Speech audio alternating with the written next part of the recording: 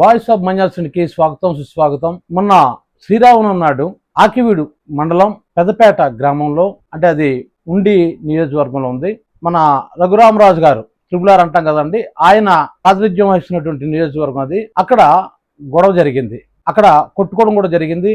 అదేవిధంగా కొంతమంది హాస్పిటలైజేషన్ కూడా అయ్యారు. అసలు ఏంటి గొడవ, అది ఎందుకు వచ్చింది ఏంటి అని చూడాలి. కొన్నాళ్ళ క్రితం రఘురామరాజు దగ్గరికి ఆ మండలం నుంచి ఎవరో కొంతమంది పెద్దలు వెళ్తే వాళ్ళు రామాలయం నిర్మించుకుంటా అంటే, లేదు నేనే నిర్మించిస్తాను అని ఈయన ప్రామిస్ చేశాడని, అంటే రఘురామరాజు తాలూకు వెర్షన్ అని ఇప్పుడు చెప్తుంది అని చెప్పి అక్కడ రామాలయం నిర్మించడానికి వెళ్తే అక్కడ దళిత క్రిస్టియన్లు అలా నిర్మించడం మేము ఒప్పుకోని వాళ్ళు అన్నారని, ఆయన నిర్మిస్తానని ఇతను పట్టుబట్టడం. నిన్న శ్రీరామనవమి నాడు అక్కడికి వెళ్ళి పానకాల పంచడం కోసం అక్కడికి వెళ్ళినప్పుడు అక్కడ ఉన్నటువంటి ఆ క్రిస్టియన్ దళితులు, అంటే ఈయన చెప్తున్న మాటలు ఇవన్నీ, ఈయన ఇచ్చిన స్టేట్మెంట్ నేను చెప్తున్నాను. క్రిస్టియన్ దళితులు ఇతని మీద, అంటే ఇతను వచ్చి వెళ్ళిపోయిన తర్వాత ఈయన అనుచరుల మీద దాడి చేసినట్టు అని చెప్తున్నాడు అనమాట. ఏవో మేకులతో కూడా, అంటే కర్రలకు మేకులు కూర్చి వాటితో కొట్టారని, ఇంకా ఏవో కొన్ని ఆయుధాలు ఉపయోగించారని అది చెప్పడం జరిగింది. రాళ్ళు గట్టిసిరారని కూడా చెప్పారు. ఇది ఒక వెర్షన్, ఈయన వెర్షన్. మరి అటువంటి వెర్షన్ ఏంటంటే, అక్కడ దళిత క్రిస్టియన్స్ కాదు, వాళ్ళంతా కూడా దళితులు, హిందూ దళితులు. అంటే రెండింటి మధ్య తేడా ఏంటంటే, కొంతమంది దళితులు క్రిస్టియానిటీ మతంలోకి వెళ్ళిపోతుంటారు. అలా అని చెప్పి నా చెప్పిన మాట ఏంటంటే, దళిత క్రిస్టియన్ అంటే అదే అర్థం. వాళ్ళు ఏంటంటే హిందూ దళితులు. హిందూ దళితులు అంటే వాళ్ళు క్రిస్టియన్ మతంలోకి వెళ్ళలేదు, వాళ్ళు హిందువులుగానే ఉన్నారు. సో వాళ్ళు దాడి చేసినట్టు చెప్తున్నారు. అయితే వాళ్ళు చెప్పే వెర్షన్ ఏంటంటే, గొంతేలమ్మ అనేటువంటి గుడి ఉంది, అది 100 సంవత్సరాల పైబడిన గుడి. అది ఆ గొంతేలమ్మ గుడిలో గొంతేలమ్మ విగ్రహం, అంటే విగ్రహం అంటే వాళ్ళ విగ్రహం ఉండదు.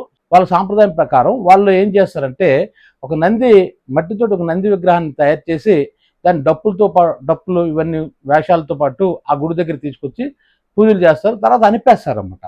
అయితే అక్కడ ఆ విగ్రహం, అక్కడ ఆ గుడి ఉంటుండగా చాన్నాళ్ళ క్రితం అక్కడ రాముణ్ణి మేము అక్కడ పెట్టుకుంటామని అడిగినట్టు, అలాగే పెట్టుకోమంటే రాముణ్ణి విగ్రహం కూడా అక్కడ పెట్టినట్టు వీళ్ళు చెప్తున్నమాట.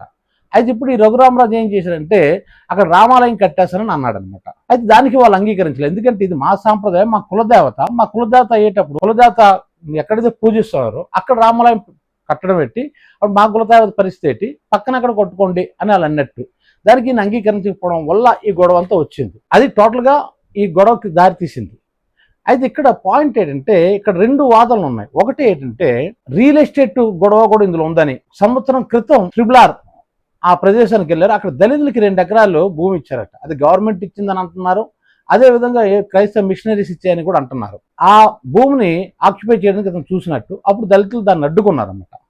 సో ఇక భూమి అంటే ల్యాండ్ విషయంలో వస్తే బ్యాడ్ అయిపోతుందని చెప్పి ఇప్పుడు కోవిల విషయం పేరు మీద అక్కడికి వచ్చాడని వీళ్ళు ఎవరైతే దళితులు ఉన్నారో వాళ్ళు ఆరోపిస్తున్నారు అన్నమాట. అయితే ఇక్కడ పాయింట్ ఏంటంటే, ఒరిజినల్గా ఏం జరుగుతుంటుంది ఈ దేశంలో, కులదేవతలు, గ్రామ దేవతలు, ఇలా అంటే దాన్ని ఏమంటారు, స్థానిక దేవతలు, మూల నివాసులు అంటాం మనం.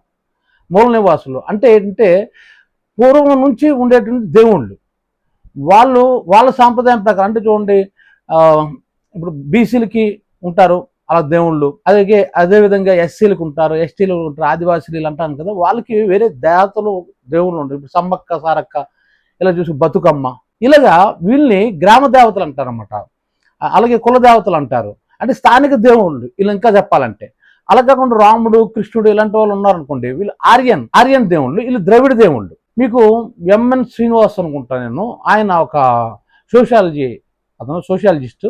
ఆయన కూడా ఒక పుస్తకం ఏ రాశారంటే, భారతదేశంలో పెద్ద దేవుళ్ళు వచ్చి చిన్న దేవుళ్ళని ఉనికిని దెబ్బ కొడుతున్నారు, అప్పటి సాంప్రదాయాలన్నీ కూడా నాశనం చేస్తుంటారు అని అంటున్నారు. అంటే సాధారణంగా ఏంటంటే, ఈ ఆర్యన్ దేవుళ్ళని ఉత్తరప్రదేశ్ నుంచి ఇటు వచ్చినట్టు అనమాట. మీరు డిఎంకే, ద్రవిడ మున్నేటి కజకం ఇలా చూసుకున్నట్లయితే తమిళనాడు ఇవంతా కూడా ద్రవిడం, అలాగే ఆంధ్ర కూడా ద్రవిడ మూలవాసులే వీళ్ళు కూడా. సో ఇలా చూసుకుని దక్షిణాది రాష్ట్రాలు ద్రవిడం, అదే ఉత్తరాదిలో ఆర్యనైజేషన్, అంటే ఆర్యన్ దేవుళ్ళు ఉంటారన్నమాట.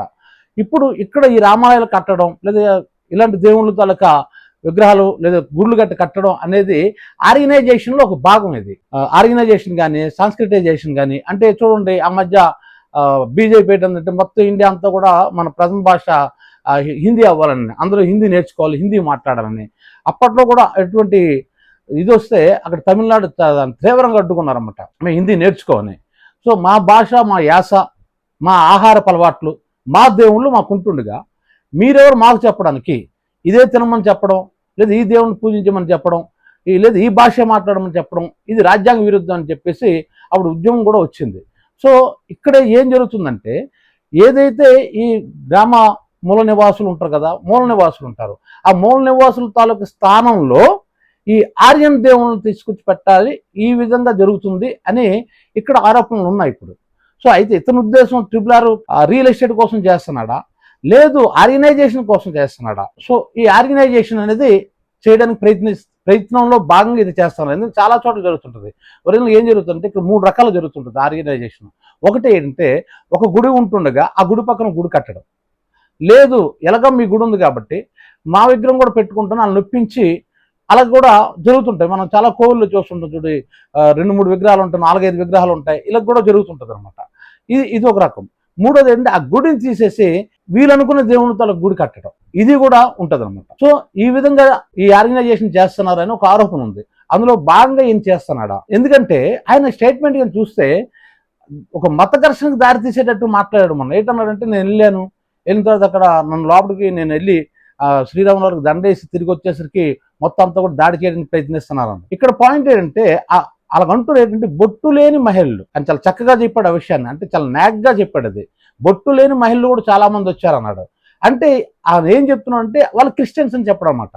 ఆ విధంగా చూసుకున్నట్లయితే ఇప్పటికే హిందూ ముస్లిం గొడవలు ఉన్నాయి. ఇప్పుడు కొత్తగా హిందూ క్రిస్టియన్ గొడవలు స్టార్ట్ అవడానికి అవకాశం ఉన్నట్టే కదా. ఇప్పుడు ఈయన రాజ్యాంగబద్ధమైన పదవిలో ఉండేటప్పుడు ఒకవేళ అక్కడ ప్రజల్లో కానీ అటువంటి చీలుకు వచ్చి ఏదో గొడవలు అయితే ఇతను ఒక పెద్దగా ఆ నియోజకవర్గ ఎమ్మెల్యేగా అయ్యా గొడవలు పడకండి అయ్యా, ఏంటి మీకెందుకు, నేను వేరే చోట నేను రామాలయం నిర్మిస్తాను, ఇలా ఏదో వాళ్ళకి నచ్చ చెప్పి చెయ్యాలి కదా. అంతేగా నేనే తప్పని కడతానని పట్టడం అర్థం ఏంటి అసలు? అది అక్కడ కులదేవత, ఇక్కడ క్రిస్టియన్స్ లేరు, 2 హిందూ వర్గాలే. గమనించండి, ఇక్కడ హిందూ క్రిస్టియన్ గొడవ కాదు, అది ఇద్దరు కూడా హిందువులే. కాదు కులదేవతని వాళ్ళ ఆచారాలు వాళ్ళ సాంప్రదాయాలు పట్టించే ఒక వర్గం. రెండోది అంటే హిందువులందరూ పూజించేటువంటి రాముని గుడి కట్టడం అదొక వాళ్ళొక వర్గంగా ఉన్నారు. సో ఇక్కడ ఉన్నది ఆ గొంతెలమ్మ అన్న ఆవిడ కూడా హిందూ దేవత కాబట్టి కులదేవత. సో కాబట్టి ఇక్కడ అవుటర్స్ ఎవరు లేరు. కానీ ఈయన ఇచ్చిన స్టేట్మెంట్ ఎలాగిచ్చారంటే బొట్టు లేని మహిళలు చాలా మంది వచ్చారు, నా మీద దాడి చేయడానికి ప్రయత్నించారు, ఈ టైప్లో మాట్లాడాడు ఈయన. సో అంటే వాళ్ళు క్రిస్టియన్స్ అని ఇండైరెక్ట్ చెప్తున్నాడు అతను. అది రఘురామరాజు లాంటి డిప్యూటీ స్పీకర్ గారికి ఇలాంటి ఇలాంటి మాట్లాడిన, ఎందుకంటే ప్రజల్లో ఉద్రిక్తను తగ్గించవలసినటువంటి స్థాయిలో ఉన్న ఆయన ఉద్రిక్తను పెంచే విధంగా స్టేట్మెంట్లు ఇస్తున్నాడు. అంతేగాని మామూలు కొట్టేశారండి. ఇతను ప్లాన్డ్గానే వెళ్ళని అర్థం అవుతుంది. ఎందుకంటే దాదాపు 40 మంది పోలీస్ సిబ్బంది ఉన్నారు అక్కడ. అసలు 40 మంది పోలీస్ సిబ్బంది, రాముడికి దండ వేయడానికి వెళ్ళిన 40 మంది పోలీస్ సిబ్బంది ఏంటి? ఇది గాక కొంతమంది RSS వీళ్ళ తాలూకు కార్యకర్తలు కూడా ఉన్నారని కూడా కొంతమంది చెప్తున్నారు. మరి అది ఎంత ఉన్నదో నాకైతే తెలియదు. సో కానీ పోలీసులు మాత్రం ఉన్నారు, చాలా మంది పోలీసులతో అతను వెళ్ళాడు. ఇప్పుడు నిజంగా అక్కడికి వెళ్ళేటప్పుడు పోలీసులు వెళ్ళవలసిన అవసరం లేదు, ఆయన తల సెక్యూరిటీ సిబ్బంది తెలిపితే సరిపోద్ది. అంతేగాని ఎంతమంది పోలీసులు పట్టుకుని వెళ్ళవలసిన అవసరం లేదు. ఎంతమంది పోలీసులు ఉంటుండగా ఆ దళిత వర్గం అనేది ఈయన మీద వాళ్ళు దాడి చేశారు, ఈ కర్రలకి మేకులు పెట్టి మరి కొట్టారు అని కొట్టిన తర్వాత మళ్ళీ వాళ్ళు గాయపరిచేసుకున్నారట, గాయాలు చేసుకుంటుంది. అది సినిమాటిక్గా ఉంది. అది మరి అక్కడ హాస్పిటల్ జాయిన్ అయిన దళితులు కూడా ఉన్నారు, ఎలాగైతే వీళ్ళు ఉన్నారో వాళ్ళు కూడా ఉన్నారు కదా. అంటే దీన్ని బట్టి ఇద్దరు కొట్టుకున్నారు, ఒక వర్గం మీద దాడి చేయలేదు, ఇద్దరు ఒకరికొకరు దాడి చేసుకున్నారు. ఆ ఘటనలో కొంతమంది గాయాలయ్యి, అది మాత్రం నిజమే. సో ఇక్కడ చెప్తుంది ఏంటంటే మనకి అమ్మ తల్లి పశుపతి అనేది మన మొట్టమొదటి దేవుళ్ళు, వాళ్ళని పూజించేవాళ్ళు. తర్వాత ఈ దేవుళ్ళు అందరూ వచ్చారు. ఇక్కడ పాయింట్ ఏంటంటే ఒక కులం తాలూకు సాంప్రదాయం, అది మా దేవుడు మాలల దేవుడు దేవత అని వాళ్ళు అంటున్నారు. సో ఇక్కడ చెప్పేది అంటే ప్రతి కులానికి, అదేవిధంగా ప్రాంతం బట్టి గిరిజనులకి, వీళ్ళందరికీ కూడాను, బీసీ వాళ్ళకు ఉంటారు, వీళ్ళందరికీ కూడాను కులదేవతలు ఉంటారు, వాళ్ళ సాంప్రదాయాలు ఉంటాయి, వాళ్ళ ఆచారాలు ఉంటాయి. వాటిని మనం డిస్టర్బ్ చేసి అక్కడ గుడి కట్టవలసిన అవసరం ఉండదు. నిజంగా రామరాజు గారికి గుడి కట్టాలంటే ఆ ఊర్లో ఇంకో ప్లేస్లో కట్టేసిన అయిపోయి ఉండేది కదా. కాబట్టి ఇది కేవలం ఒక మత ఘర్షణ దారితీసే విధంగా ఈయన ప్రవర్తిస్తున్నారా, లేదు ఇంకేదో రియల్ ఎస్టేట్ అన్నట్టుగా అలాగని ప్రవర్తిస్తున్నారా? మీరు జాగ్రత్తగా గమనిస్తే చూడండి, ఈ దేశంలో చాలా మంది సెక్యులర్వాదులు ఉన్నారు. వాళ్ళందరూ చెప్తుంది ఏంటంటే ఒక గుడి పక్కన గుడి ఉన్నా పర్లేదు, మసీదు ఉన్నా పర్లేదు, చర్చ్ ఉన్నా పర్లేదు, ఏది ఉన్నా పర్వాలేదు, అలా కట్టుకోవచ్చు, కానీ ఒకదాన్ని పడగొట్టి ఇంకో దాన్ని కట్టడం తప్పు అని అంటున్నారు. అదేవిధంగా చూసుకున్నట్లయితే స్టాలిన్ కూడా ఆ మధ్యన అన్నాడు, పెద్ద దేవుళ్ళు వచ్చి చిన్న దేవుళ్ళని వాళ్ళు ఉనికి లేకుండా చేసేస్తున్నారు, అంటే పెద్ద కులపోలు దేవుళ్ళు చిన్న కులపోలు దేవుళ్ళని వాళ్ళ ఆచారాలు వ్యవహారాన్ని మంటగలుపుతున్నారని ఆయన కూడా ఒక స్టేట్మెంట్ ఇచ్చాడు. అలాగే రొమ్మిల తాఫర్ కావచ్చు, వీళ్ళంతా కూడాను మనం చూసుకున్నట్లయితే ఈ దేశంలో ఏం జరుగుతుంది, ఆర్గనైజేషన్ ఏ విధంగా జరుగుతుంది అని దాని మీద చాలా మంది ఇలాంటి స్టేట్మెంట్లు ఇవ్వడం జరిగింది. ఇక్కడ నేను చెప్తుంది ఏంటంటే ఆంధ్రప్రదేశ్ చాలా ప్రశాంతంగా ఉంటుంది. ఇలాంటి మత ఘర్షణ జరగవు. ఎక్కువగా ఎక్కడో అడపాదడప ఒక సంఘటన జరుగుతుంది. కానీ ఇక్కడికి వచ్చేసరికి ఇప్పుడు హిందువుల మధ్య కులదేవతలు, మామూలు ఆర్గనైజేషన్ దేవుళ్ళు, వీళ్ళ మధ్య గొడవ తప్ప ఇది క్రిస్టియన్ హిందూ గొడవ కాదు. ఆ విషయం ప్రజలందరూ కూడా ఆలోచించాలి. ఇలాంటి విషయాలు ఎవరు తొందరపడకూడదు, సహనంగా ఉండాలి. అంటే మన మత సామరస్యాన్ని మనం నిరూపించుకోవాలి. ఈ వీడియో మీకు నచ్చినట్లయితే వాయిస్ ఆఫ్ మంజల్ కి లైక్ చేయండి, షేర్ చేయండి, సబ్స్క్రైబ్ చేయండి.